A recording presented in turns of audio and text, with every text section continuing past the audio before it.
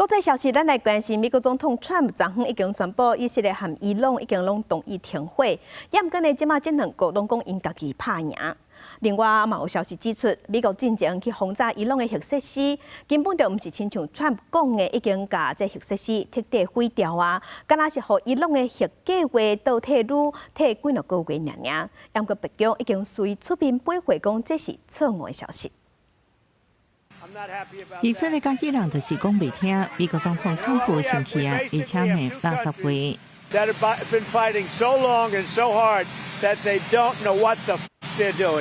川普前几日才宣告，以色列甲伊朗已经同意停火，不过伊的话才拄啊讲出嘴，以色列只是下晡一晚轰炸伊朗一个瓦德海兰雷达站，指控伊朗伫停火成功了后，伊还对以色列发射弹道飞弹，伊朗革命卫队表示，飞弹是在停火成功进前发射。 这中间，川普紧急甲以色列总理纳坦雅胡通话，纳坦雅胡甲川普讲，已经派出了机队无法度调回，不过也对川普的极力阻止甲警告，目前以色列甲伊朗好亲像已经无更较大的动作，不过两国拢是讲因胜利。伊朗总统佩泽斯基安宣布，以色列引起的12日战争结束，已经准备好甲美国重回谈判桌。